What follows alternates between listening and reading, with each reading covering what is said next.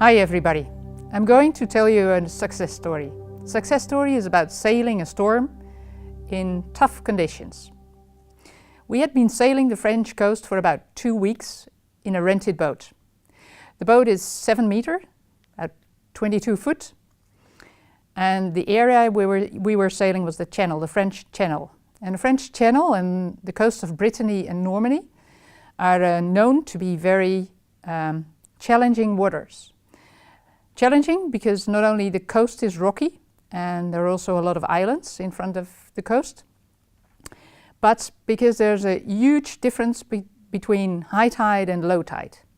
It's actually the biggest difference in the whole world, about 9 meters. And the consequence is that this causes strong currents when the tide is coming in and going out. So it's a very interesting area to sail, but also takes a lot of energy and your attention the whole time.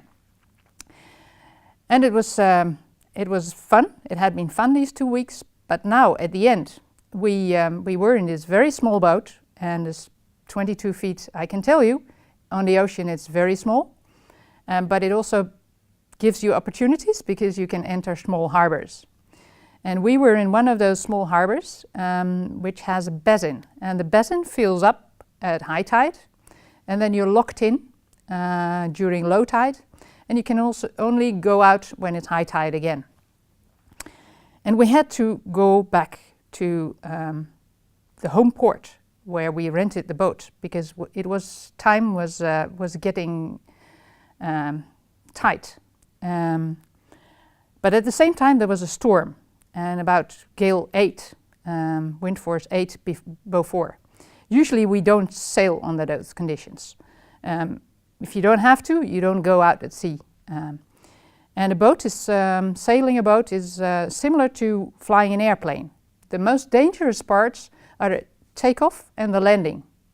Everything in between is not so dangerous, and the same with a boat.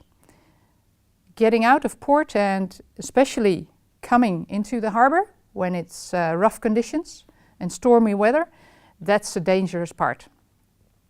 We were skilled sailors, but our golden rule is not to sail when it's wind force 8, if not necessary. But here we were, and we had to go back. Luckily we had the wind behind us, so we set off. We prepared everything, sails, checked the sails, checked if the charts were all in order.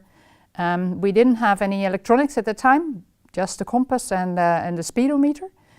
But we knew how to operate these things. We took food and drinks that were easy to take in, because when the waves are rolling in a storm like that, there's no way you can prepare or cook yourself some food.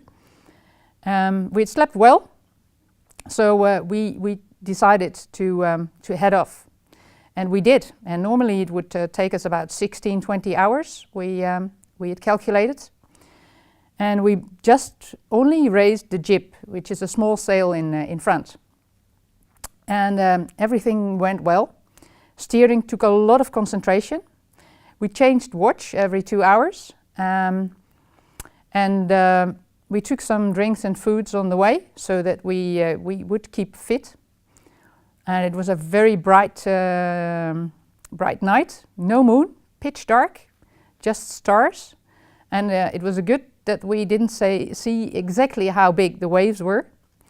And after about 12 hours we neared the coast, which was very fast. We had done about 8 knots instead of the normal 5 knots. And now the most dangerous part was coming. So we talked through the plan a few times, and then we sailed in and had the motor on standby, and we came safely into the harbor to the great surprise of the owner of the boat, who'd never thought 2 young ladies sailing a small boat in this storm would be back on time. But luckily we'd prepared ourselves well, and we turned home safely.